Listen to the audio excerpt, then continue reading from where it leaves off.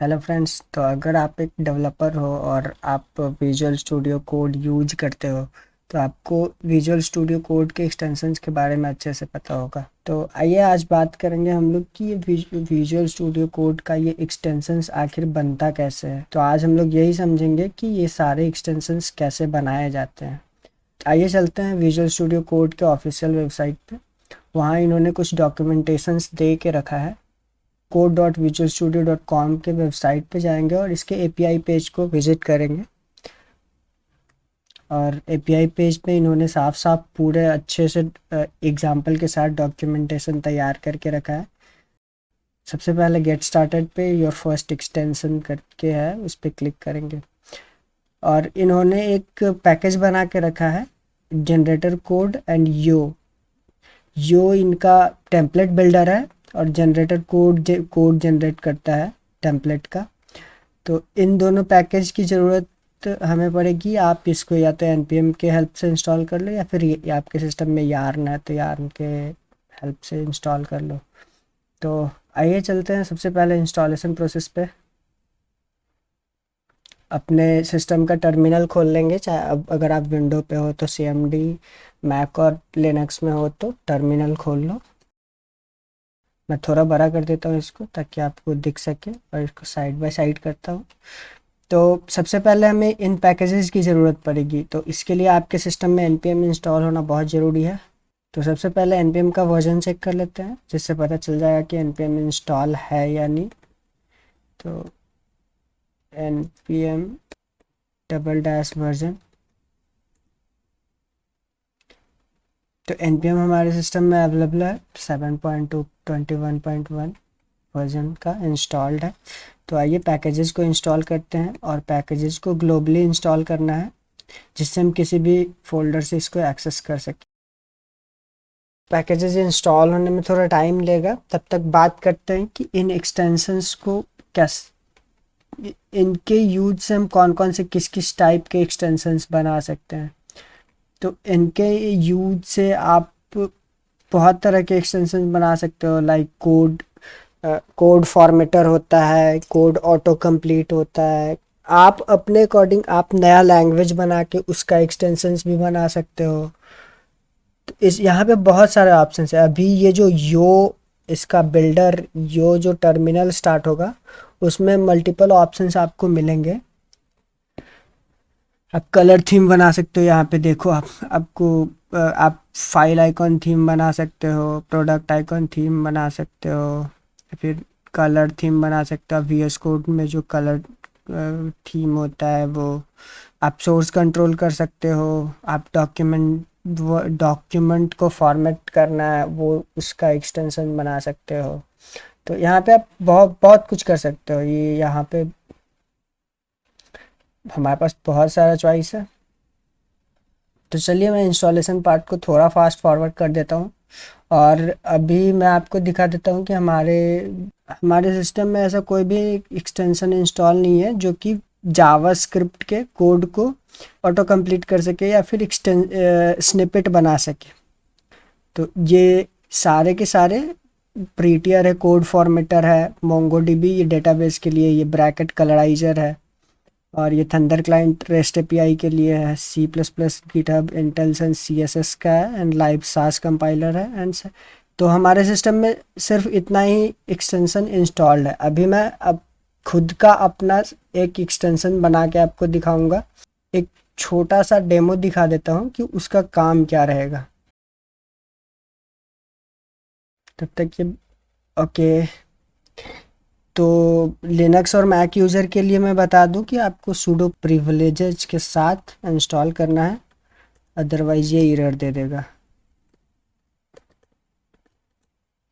तो आप सूडो लगा के इंस्टॉल कर लेना इन पैकेजेस को। जब तक ये इंस्टॉल होता है तब तक समझते हैं कि हमारा आज आज का प्रोजेक्ट क्या होने वाला है। तो जब भी हम नोड एक्सप्रेस या फिर जावास्क्रिप्ट में काम करते हैं तो हमें मॉड्यूल्स इंपोर्ट एक्सपोर्ट करने की ज़रूरत होती है। तो हमें वो पूरा का पूरा कोड लिखना पड़ता है। सम import some module from import some module from somewhere। ऐसे करके हमें पूरा का पूरा लिखना होता है इंपोर्ट स्टेटमेंट का। तो हम क्यों ना इस एक लाइन को एक एक शॉर्ट हैंड बना दें, जिससे कि हमें अगर एक मॉड्यूल इंपोर्ट करना है तो हम सीधा एक इंपोर्ट स्टेटमेंट को, इस पूरे स्टेटमेंट को हम सिर्फ वन लाइन में, वन वर्ड में इसको ऐसे कर दें कि जब भी हम VS कोड में IMP लिख के टैब दबाएं तो ये पूरा का पूरा लाइन ऑटो कंप्लीट हो जाए। तो आज हम यही देखने वाले हैं कि ये हम कैसे अचीव कर सकते हैं। आपको इसका बहुत सारा एक्सटेंशन मिल जाएगा, बट वो एक्सटेंशंस आपको मिलेंगे कि जो वो ऑफ़र करते हैं, और वो आपको याद करना पड़ेगा पूरा कि वो क्या क्या ऑफ़र करते हैं, कौन कौन से कीवर्ड पे कौन कौन सा फॉर्मेट आता है।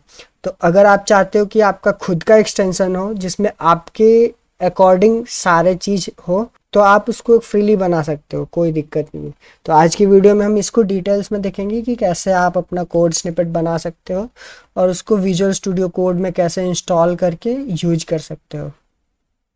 तो वेट करते हैं इंस्टॉलेशन का। इंस्टॉलेशन कंप्लीट हो गया है। इंस्टॉलेशन कंप्लीट के बाद का स्टेप हम लोग फॉलो करने वाले हैं। यहाँ पे हमने मॉड्यूल्स इंस्टॉल कर लिया। अब हमें ज़रूरत है इस कोड को रन करने के लिए यू कोड।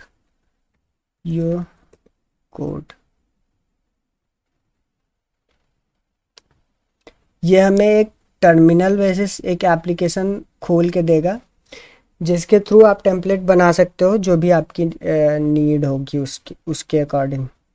तो आइए देखते हैं इसके कुछ कुछ ऑप्शंस। अगर आपको टाइप स्क्रिप्ट से रिलेटेड कुछ एक्सटेंशन बनाना है तो आप यहाँ पे बना सकते हो फर्स्ट नंबर ऑप्शन में। अगर आपको जावास्क्रिप्ट से रिलेटेड कुछ लैंग्वेज स्पेसिफिक एक्सटेंशन बनाना है तो आप ऑब्वियसली इसके हेल्प से बना सकते हो। वैसे उसी तरह से अगर आपको VS कोड का थीम, कलर थीम बनाना है तो वो भी बना सकते हो। लैंग्वेज सपोर्ट, अगर आपने कोई नया लैंग्वेज बनाया है तो उसका सपोर्ट आपको VS कोड में अवेलेबल करवाना है तो वो भी कर सकते हो।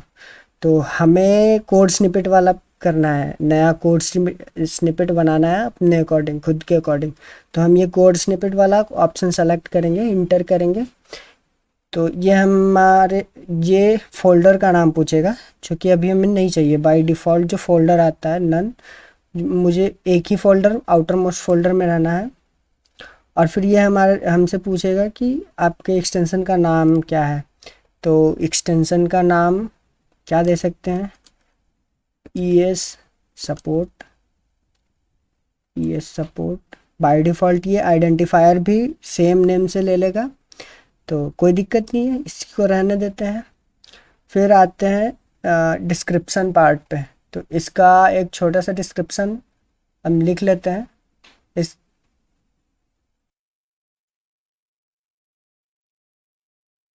तो इसका छोटा सा डिस्क्रिप्शन पार्ट हम लिख लेते हैं। डिस्क्रिप्शन लाइक आप कुछ भी दे सकते हो अपने according, like simple extensions for React, Redux and GraphQL in JavaScript with ES6 and a verb syntax। Description हो गया। अब लैंग्वेज आईडी, आप जो भी लैंग्वेज का एक्सटेंशन बना रहे हो वो लैंग्वेज का आईडी दे दो, लैंग्वेज का नाम जावास्क्रिप्ट। अब आपको डिसाइड करना है कि ये गिटहब रिपोजिटरी होगा या नहीं। अगर होगा आप बाद में भी इसको इनिशियलाइज कर सकते हो, तो अभी के लिए मैं नो करूँगा। एंड राइटिंग इन, ये हमें बोल रहा है कि एक इस डायरेक्टरी में ये राइट करने वाला है, तो वहाँ पे एक पैकेज.json ऑलरेडी किसी का अवेलेबल है। तो ये बोल रहा है कि ऑलरेडी आपके इस डायरेक्टरी में ये प्रोजेक्ट अवेलेबल है, क्योंकि मैंने पहले ही इसको एक बार बनाया था। तो मैं इसको पूरा का पूरा ओवरराइट करता हूँ। ओवरराइट के लिए हमारे पास ऑप्शन है वाई। अगर नहीं करना चाहते हो तो एन कर दो, overwrite this and all other A all. तो सिंपली वाई सेलेक्ट करेंगे अपने आंसर में। y enter and it will override all करते हैं। सो हमारा प्रोजेक्ट बन के रेडी हो गया है। यहाँ पे अगर हम लिस्ट देखेंगे तो हमको एक फोल्डर मिल गया होगा ये सपोर्ट करके। तो हम जाएंगे ये सपोर्ट के अंदर cd ये सपोर्ट एंड इसको विजुअल स्टूडियो कोड में खोल देंगे। सो अभी के लिए इस टर्मिनल को बंद करते हैं, इसकी कोई नीड नहीं है।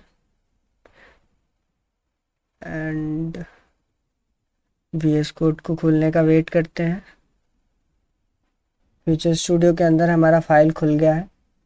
फाइल के अंदर मेन हमारा ये स्निपेट्स फोल्डर है। अब इस प्रोजेक्ट में मेन फाइल हमारा ये स्निपेट फोल्डर है। जो भी हमारा स्निपेट होगा वो यहाँ पे इस फाइल के अंदर आएगा। और इसको मॉडिफाई करेंगे। अभी पहले समझ लेते हैं कि क्या है हमारा फाइल पैकेज। तो पैकेज डॉट जेसन देखेंगे, ये पूरे प्रोजेक्ट का स्ट्रक्चर यहाँ पे मतलब डिपेंडेंसी वगैरह सब कुछ सेव है। तो ये हमारा पैकेज का नाम, मतलब ये है हमारा प्रोजेक्ट का नाम।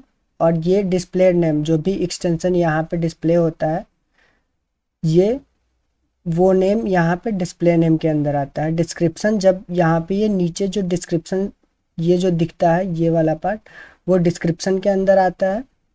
और वर्जन आप इसको जितना बार नया रिलीज करोगे उतना बार आप वर्जन कंट्रोल इसमें वर्जन वाइज, अगर आपने पहला रिलीज किया तो 1.0.0, फिर कुछ दिन बाद आपने इसमें कुछ नए फीचर्स ऐड किए तो उसको आप चेंज लॉग करके एक फ़ाइल होगा इसमें।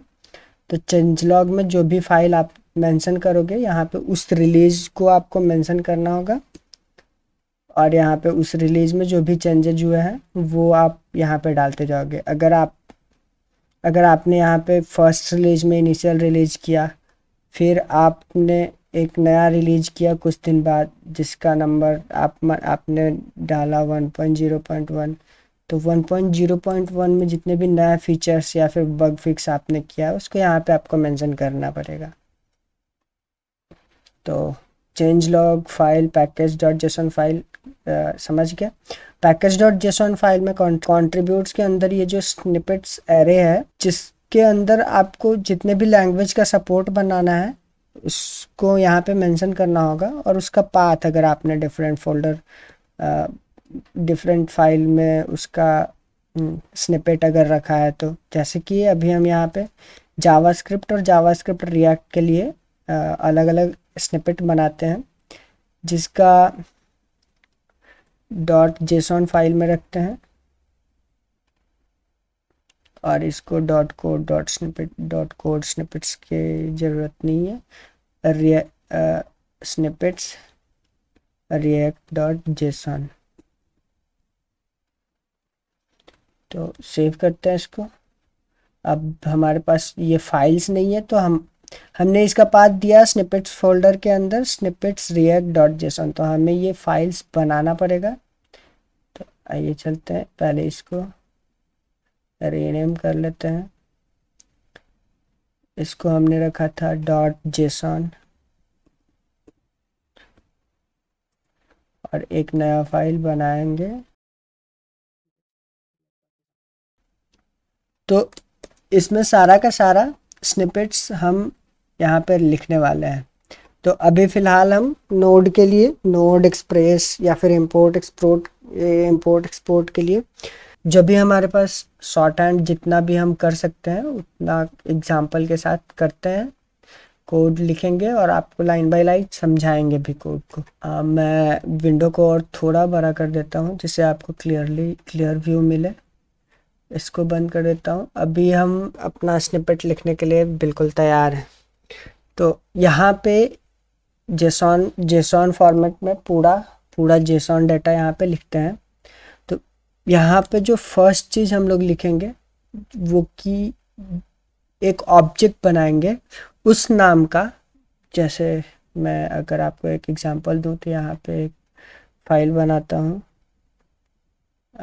index.js और यहाँ पे कुछ लिखता हूँ आई गेस IMP कोई सजेशन। ओके हाँ, तो हमें ये सजेशन दे रहा है यहाँ पे जो दिख रहा है इंपोर्ट या फिर इंपोर्ट एक्सटर्नल मॉड्यूल, तो ये जो हमें दिखता है वो एक्चुअली यहाँ से आता है, जिसका जिस नाम का ये ऑब्जेक्ट होता है। ठीक है, तो हम snippet.json में अगर पहले पहले मुझे यहाँ पे अगर इंपोर्ट नाम का अगर वहाँ पे दिखवाना है कि हाँ मेरे को दिखे इंपोर्ट सेम टू सेम, या फिर कैपिटल आई भी चलेगा, तो इंपोर्ट नाम का एक ऑब्जेक्ट बनाएंगे जिस, और इसमें पहला होगा प्रीफिक्स, और प्रीफिक्स में आपको वो चीज़ लिखना है जो आप शॉर्ट हैंड में लिखना चाहते हो। मान लो कि मैं प्रीफिक्स में लिखना चाहता हूँ IMP, तो लिखूँगा अपने JS फाइल में, ये इसका जो बॉडी पार्ट होगा वो मुझे मिल जाएगा। बॉडी पार्ट में मुझे क्या करना है, IMP में जब भी लिखूँ ऐसे करके आ जाना चाहिए इंपोर्ट, और यहाँ पे आ जाना चाहिए मॉड्यूल नेम फ्रॉम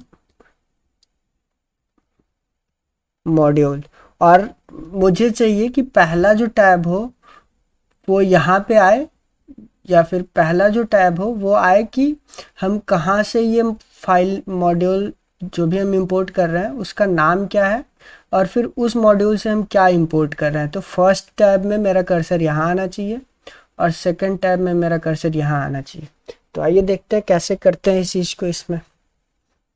तो बॉडी में हम सबसे पहले एक स्ट्रिंग बनाएंगे जो कि रिटर्न करेगा। तो हमें चाहिए कि इंपोर्ट, और उसके बाद मुझे यहाँ पे कर्सर को इंडिकेट करवाना है, तो कर्सर को सिंपली $साइन से हम पोजीशन उसका बता सकते हैं। तो मुझे चाहिए कि पहले यहाँ पे कर्सर आए और यहाँ पे मॉड्यूल डिफाइन करें कि यहाँ कौन सा मॉड्यूल हम निकालने वाले हैं। इसका जो नाम होगा बाय डिफ़ॉल्ट वो हम रख लेते हैं मॉड्यूल नेम। तो बाय डिफ़ॉल्ट ये प्रिंट होगा मॉड्यूल नेम, और कर्सर यहीं पे रहेगा 1 नंबर पे। उसके बाद हमें लिखना है फ्रॉम, और सिंगल कोट में हमें वो फाइल पाथ लिखना है। बट इसको भी हमें मॉडिफाई करना है, क्योंकि बाय डिफ़ॉल्ट तो हमें पता नहीं होगा कि कौन सा मॉड्यूल से कहाँ से क्या निकलवाएगा यूज़र। तो हम यहाँ पे अब फिर वहाँ पे मैंने फर्स्ट नंबर दिया था, यहाँ पे मैं सेकंड नंबर दूंगा कॉलन के साथ। अब बाय उसका जो डिफ़ॉल्ट वैल्यू होगा वो दूंगा। तो मॉड्यूल Ctrl+B। ओके गाइस, तो इसका मतलब क्या हुआ कि जब भी कोई यूज़र IMP लिखेगा js.js फाइल में, जैसे ही कोई यूज़र IMP लिखेगा तो वो ये वाला उसको मिलने लगेगा, import module name from module. और फर्स्ट वाला जो कर्सर होगा इस वाले मॉड्यूल नेम को सेलेक्ट करके हाईलाइट किए हुए रहेगा। तो आपको ज़रूरत नहीं पड़ेगी इसको मॉडिफाई करने का। जब भी आप इंपोर्ट करो डायरेक्ट ये ऑल सेलेक्टेड होगा, और फिर जब भी आप इसको मॉडिफाई करने के बाद टैब दबाओगे तो ये अपने आप कर्सर सेकंड नंबर पे जाएगा और उसके बाद ख़त्म हो जाएगा। तो सेव करते हैं, दो तीन कमांड और बनाते हैं और फिर इसको टेस्ट करते हैं। तो हमने इंपोर्ट का बना लिया। अब इंपोर्ट ऐसे तो इंपोर्ट होता नहीं है, तो कभी कभी ज़रूरत पड़ता है कि हमें बिना फाइल नेम के भी इंपोर्ट लगाना पड़ जाता है, मतलब बिना मॉड्यूल का भी, जैसे CSS को इंक्लूड करना है या फिर किसी इमेज को इंक्लूड करना है। तो उस केस के लिए भी हम कुछ एक बना लेते हैं, उसका नाम रखते हैं इंपोर्ट फाइल, और इसको प्रीफिक्स देंगे IMF। आप कुछ भी दे सकते हो, जो भी आपको अच्छा लगे वो दे दो। बॉडी पार्ट में हम इसका लिखेंगे इंपोर्ट, और इस वाले में हमें फाइल नेम की ज़रूरत नहीं है, फ्रॉम फाइल नेम की ज़रूरत नहीं है। तो इसको पूरा हटाएंगे फ्रॉम की भी ज़रूरत नहीं है, और इसको 1 की ज़रूरत है यहाँ पे फर्स्ट। और अगर आपको लास्ट में एट द एंड आपको कर्सर को यहाँ पे लास्ट में ले जाना है, जिससे कि आप फिर एंटर दबाओ तो नेक्स्ट लाइन में आपका कर्सर चला जाए, तो उसके लिए आपको यहाँ हर लाइन के एंड में $0 देना पड़ेगा। तो यहाँ पे आप $0 दे दो, यहाँ पे भी आप सिमिलरली $0 दे दो। That's it guys. तो ये हमारा दोनों इंपोर्ट और इंपोर्ट फाइल का तैयार हो गया। अभी हम एक और बनाते हैं, जो कि अगर आपको डी स्ट्रक्चरिंग का आइडिया होगा, तो हम किसी फाइल से एक्सपोर्ट करते हैं मल्टीपल मॉड्यूल्स को। एक्सपोर्ट हमने देखा था इंपोर्ट एक्सपोर्ट में, तो डी स्ट्रक्चर्ड वे में भी हम लोग ऑब्जेक्ट्स को या फिर वेरिएबल्स को डायरेक्ट इंपोर्ट करते हैं डी स्ट्रक्चर्ड वे में। तो उसका सिंटैक्स को भी हम शॉर्ट हैंड करेंगे, तो उसका कुछ नाम दे देते हैं D structured import import by prefix and इसको imd कर देते हैं। डिस्ट्रक्चरिंग के साथ इसको इंपोर्ट करना है, तो उसका बॉडी में सिंटैक्स लिख देंगे।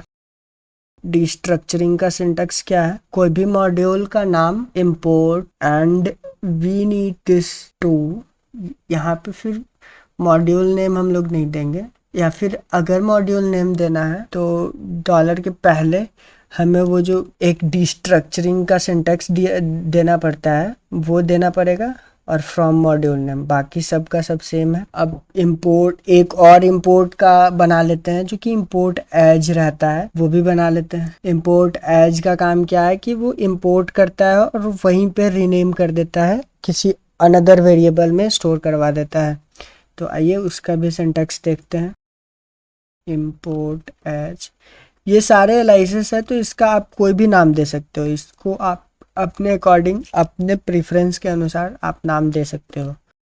तो ये यहाँ पे प्रीफिक्स में आप कुछ भी लगा दो, लाइक अगर आपको इंपोर्ट एज लिखना है तो IMA कर दो, एंड बॉडी वाले पार्ट में आपको वो प्रॉपर सिंटैक्स डालना पड़ेगा। तो सिंटैक्स क्या है, इंपोर्ट एज का सिंटैक्स है कि आपको डिस्ट्रक्चर्ड वे में निकालना पड़ेगा।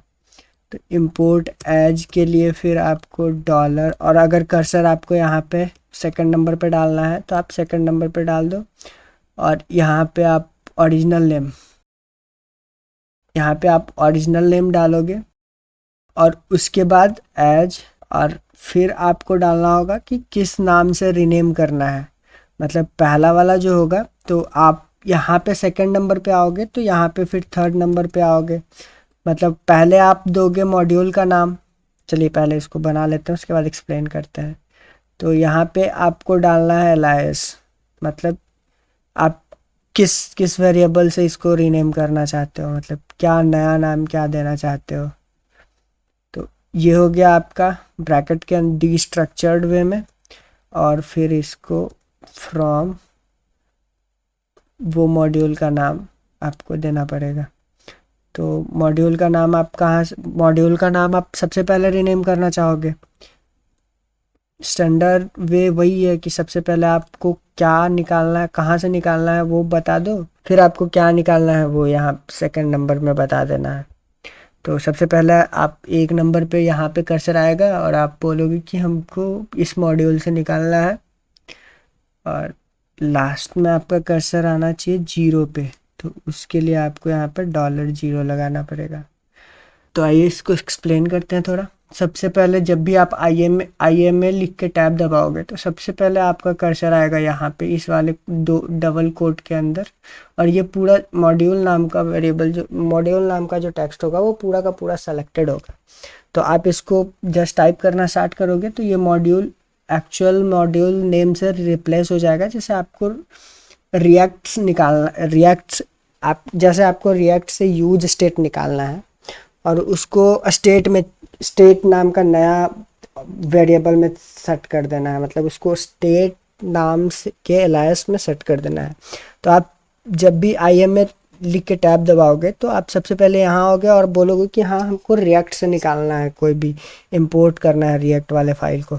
तो आप यहाँ पर रिएक्ट लिखोगे, उसके बाद टैब दबाओगे तो आपका कर्सर सेकंड नंबर पे जाएगा और ये पूरा सेलेक्ट हो जाएगा।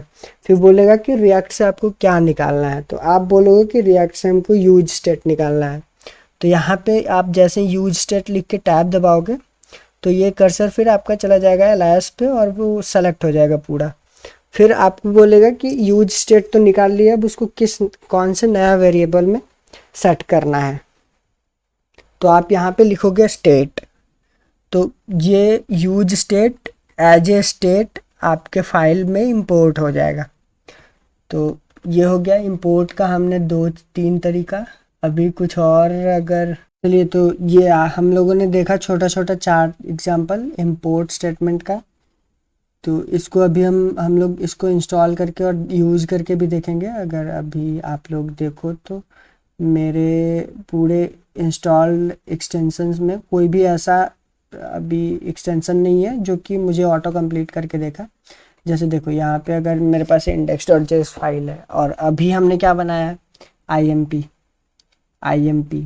तो अभी अगर हम लोग चेक करें कंट्रोल ऑल IMP, तो हमें कोई ऐसा ऑप्शन नहीं आ रहा है कि जिसको हम टैब दबाएं तो वो ऑटो कंप्लीट हो जाए, कोई भी ऐसा ऑप्शन नहीं आ रहा है।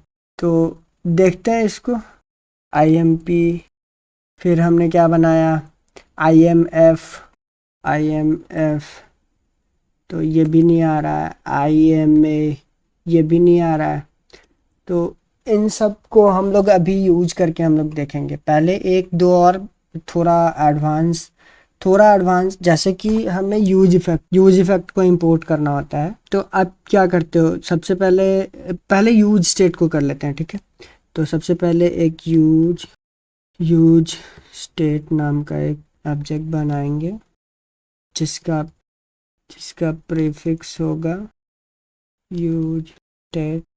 एंड जब भी हम यूज स्टेट लिखेंगे तो बॉडी हमें रिकमेंड करेगा ये वाला कोड।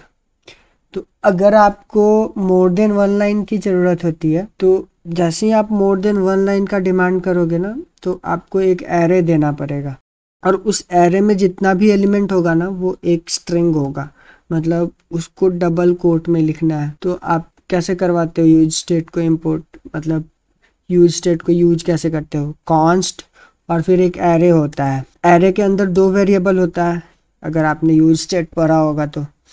यूज स्टेट में एरे के अंदर दो वेरिएबल होता है, एक होता है वेरिएबल और एक होता है सेट वेरिएबल। मतलब पहला होता है स्टेट, तो जैसे ही ये बॉडी अपीयर हो हमारे पेज पे तो हमें सबसे पहला बार जो कर्सर रखना है वो इस स्टेट वेरिएबल पे रखना है। तो यहाँ पे हम 1 असाइन करेंगे और इसको लिखेंगे स्टेट और फिर इसको बंद करेंगे। और सेकंड वाला जो कर्सर होगा वो सेट स्टेट पे रहेगा।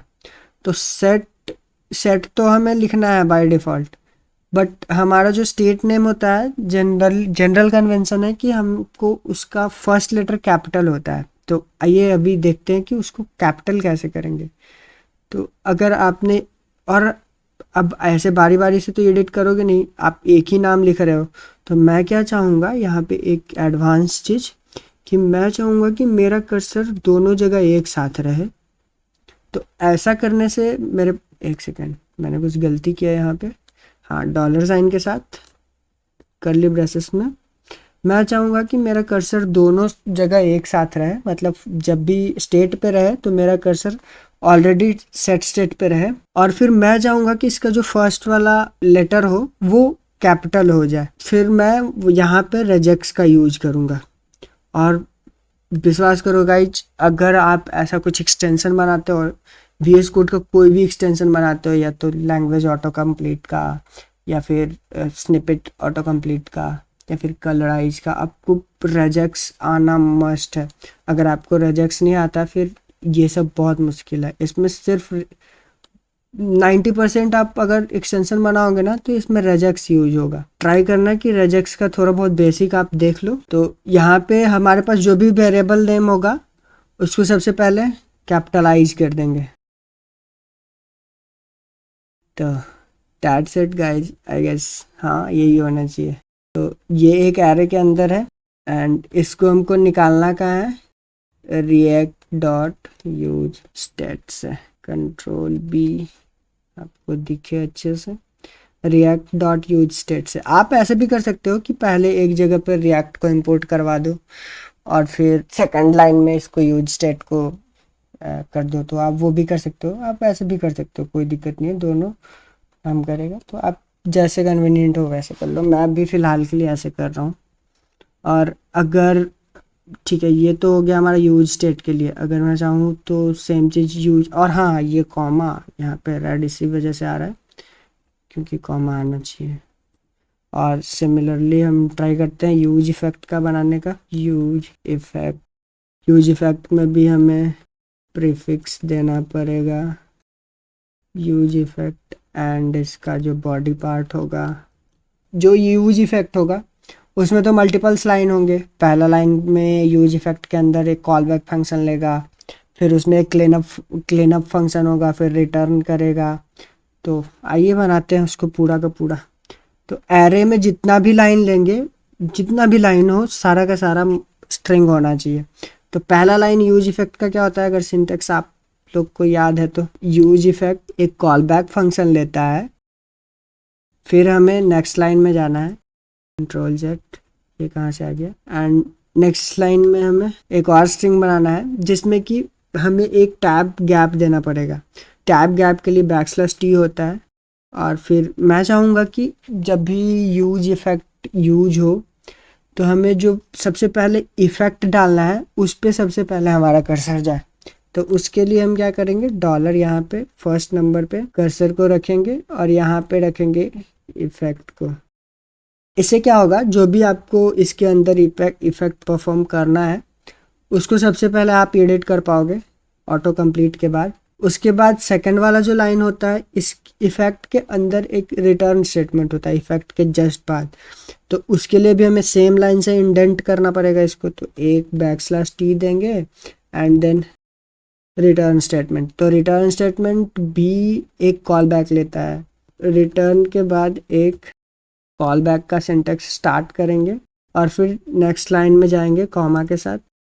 और अब हमें यहाँ पे डबल टैब चाहिए क्योंकि एक पहला वाला टैब यूज इफ़ेक्ट के साथ जो आ रहा था इन सब के साथ, और दूसरा इस रिटर्न के अंदर इंटेंट करने के लिए।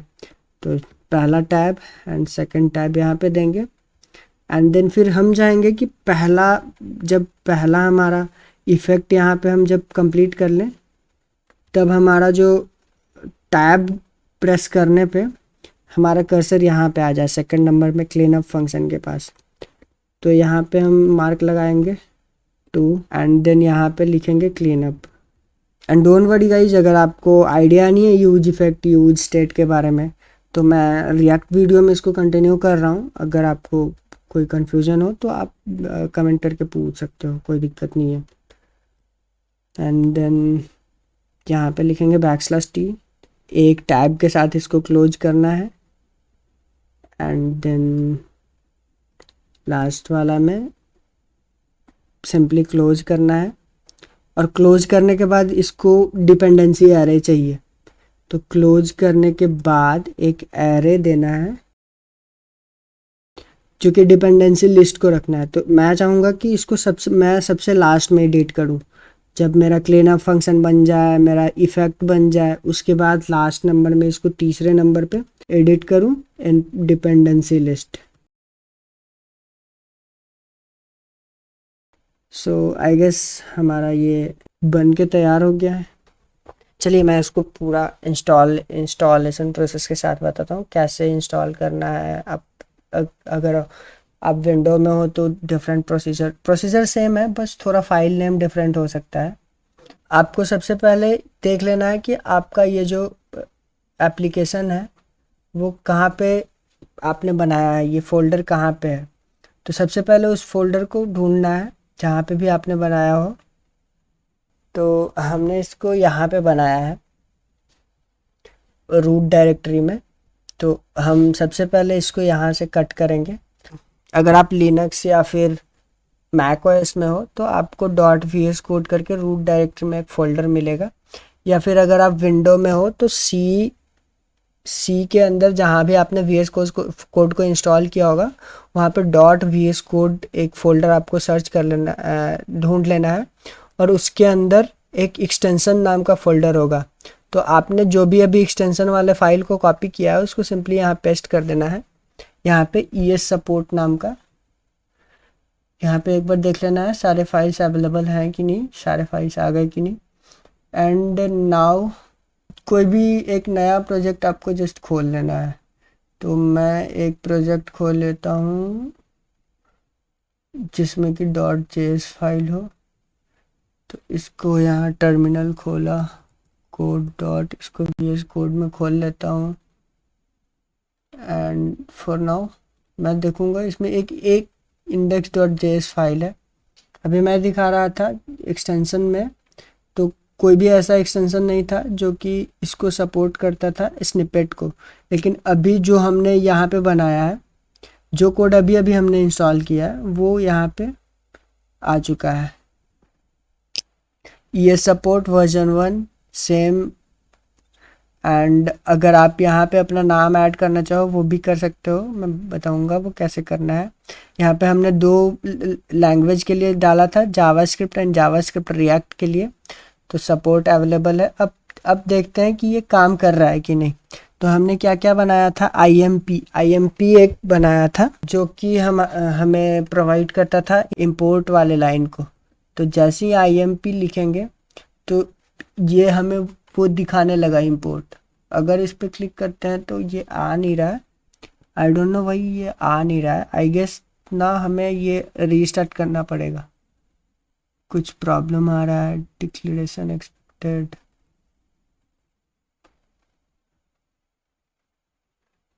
ओके, ये तो इस वजह से प्रॉब्लम आ रहा है। तो आई गेस ना ये हमें रीलोड करना पड़ेगा विंडो। तो आप सिंपली Ctrl+Shift+P दबाओ अपने और इसको रीलोड करो। तो हमने रीलोड किया। अब चेक करते हैं कि हमारा एक्सटेंशन काम कर रहा है कि नहीं। तो हमारा एक्सटेंशन एक साइड में, हम अपने एक्सटेंशंस में जो जो नया कमांड हमने बनाया था उसको एक साइड में खोल लेते हैं। स्निपेट्स में snippet.json को open with another thing like mousepad से मैंने खोल लिया, इसकी नीड नहीं है अभी। ओके, तो इसको इसमें लाओ। तो यहाँ हमारे पास था पहला कमांड, चेक करते हैं IMP वाला। अगर हमने यहाँ पे डाला IMP तो हमारे पास वही सेम ये कैपिटल I के साथ इंपोर्ट जो था वो हेडिंग में आने लगा था। अगर हम IMP करें तो कैपिटल MI के साथ जो इंपोर्ट है वो आ रहा है, ठीक है। अगर रीड मोड पे क्लिक करें तो ES सपोर्ट से ये आ रहा है, हमने जो नाम बनाया था वो यहाँ से आ रहा है। तो सब कुछ सही काम कर रहा है। अगर हम इस पर क्लिक करते हैं तो ये पहला बार जो कर्सर आ रहा है जो हमने डिफाइन किया था कि फर्स्ट बार जो कर्सर आएगा मॉड्यूल नेम पे आएगा और मॉड्यूल नेम सेलेक्टेड रहेगा। तो मॉड्यूल नेम के जगह पे हम क्या करते हैं, रिएक्ट। एंड रिएक्ट के बाद जैसे ही टैब प्रेस करेंगे तो ये हमें पूछेगा कि कहाँ है ये मॉड्यूल, कौन सा मॉड्यूल है। तो यहाँ रिएक्ट हम डाल देंगे एंड देन टैब प्रेस करेंगे तो ये लास्ट में जो कि हमने दिखाया था कि इसके लास्ट में 0 में आ जाना चाहिए। अब सिंपली हम यहाँ पे सेकंड लाइन में जा सकते हैं। अगर हमें सेकंड लाइन में इंपोर्ट करना है किसी फाइल को, लाइक कोई CSS फाइल को इंपोर्ट करना है, तो उसके लिए हमने बनाया था इंपोर्ट फाइल IMF। तो IMF जैसे ही करेंगे ये फिर से हमें दिखा रहा है कि इंपोर्ट फाइल ES सपोर्ट से आ रहा है, इंपोर्ट मॉड्यूल। तो इस पर क्लिक करते हैं और पहला वाला जो कर्सर जाना चाहिए था वो इस मॉड्यूल पे जाना चाहिए था। तो मॉड्यूल पे जाने के लिए ./, यहाँ पे कोई फाइल अवेलेबल नहीं है, फाइल .css अभी के लिए फ़िलहाल ऐसे ही देख लेते हैं कोई भी डमी फाइल इंपोर्ट करके, तो कोई दिक्कत नहीं है। अब हमें निकालना है इंपोर्ट ये डीस्ट्रक्चर्ड वे में। तो डीस्ट्रक्चर वे में हम लोग यूज स्टेट यूज इफेक्ट को निकाल सकते हैं। तो उसके लिए हमने क्या शॉर्ट हैंड बनाया था, IMD, Ctrl+Alt IMA, यस। तो ये हमें वो फाइल CSS फाइल नहीं मिलने की वजह से ये वाला हमें एक्सटेंशन दे नहीं रहा था, लेकिन जैसे ये कंप्लीट हो गया IM में, तो अब देख सकते हैं कि यहाँ पे import original name as alias है। मतलब अब ये वाला जो हमने यहाँ पे बनाया था वो आ रहा है। चलिए चेक कर, ओरिजिनल नेम में हमें क्या ले सकते हैं। सबसे पहले यहाँ हमने शायद कुछ गलती किया था, या यहाँ पे हमने एक कर्ली ब्रेसेस छोड़ दिया था, इस वजह से हमें ये पूरा का पूरा दे रहा है। तो इसको फिक्स करेंगे नेक्स्ट वाले में। तो इसको अभी के लिए रहने देते हैं। यहाँ पे एक कर्ली ब्रेसेस यहाँ पे छूट गया था हमारे फाइल में। अगर हम यहाँ पे सेव करते हैं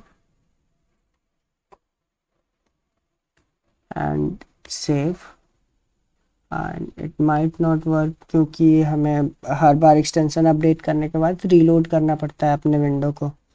तो Ctrl+Shift+P and reload. And if अगर हम लोग अब IMA प्रेस करेंगे, IM में आई गेस ये पूरी तरह से रीलोड नहीं हुआ है। IM में एंड दैट्स इट। तो सबसे पहले कर्सर आया मॉड्यूल नेम पे। मॉड्यूल में हम रिएक्ट करेंगे, टैब प्रेस करेंगे, ओरिजिनल नेम निकालेंगे हम लोग, यूज स्टेट को, और एज में करेंगे स्टेट एंड सेव करेंगे। It's working guys. तो देख सकते हैं अभी हमने जितना भी कोड की जितना भी शॉर्ट हैंड बनाया था, अभी हमने यूज स्टेट चेक कर लिया, यूज इफेक्ट भी चेक कर लेते हैं। यूज इफेक्ट, हमें वो पूरा का पूरा कोड मिल रहा है यूज इफेक्ट का, जिसमें हमने इफेक्ट डाला है जहाँ पे हम कोई फंक्शन कॉल कर सकते हैं। इफेक्ट नाम का फंक्शन को कॉल कर दें और क्लीन अप में एक सेट टाइम आउट या फिर कुछ भी क्लीन अप फंक्शन यहाँ पे डाल सकते हैं। यही था आज की वीडियो में गाइज, हम लोग एक्सटेंशन कैसे बना सकते हैं। इसको आप बहुत बहुत एडवांस लेवल तक बना सकते हो अगर आप चाहते हो कि मैंने डिसाइड किया है कि 1K सब्सक्राइबर पे मैं एक अच्छा सा एक्सटेंशन बनाने वाला हूँ। जो आप कमेंट करके बताओगे उस डिमांड के अकॉर्डिंग मैं एक्सटेंशन बनाने वाला हूँ। 1K सब्सक्राइबर पे मैं सबसे पहले ये बना के आप लोग को सिखाने वाला हूँ। तो अगर आप लोग को ये सीरीज अच्छा लग रहा है और कंटिन्यू करना है तो कमेंट करके बताओ। अगर आप लोग का कमेंट पॉजिटिव निकला तो मैं इस सीरीज को कंटिन्यू करूँगा। कि आज का वीडियो बहुत लंबा हो गया तो आज यहीं पे रुकते हैं। गाइस अगर आपको कंटेंट यूजफुल लगता है तो अपने फ्रेंड्स के साथ ज़रूर शेयर करो ताकि उनको भी सीखने का मौका मिले। एंड फिर मिलते हैं फिर नेक्स्ट वीडियो में। Thank you so much.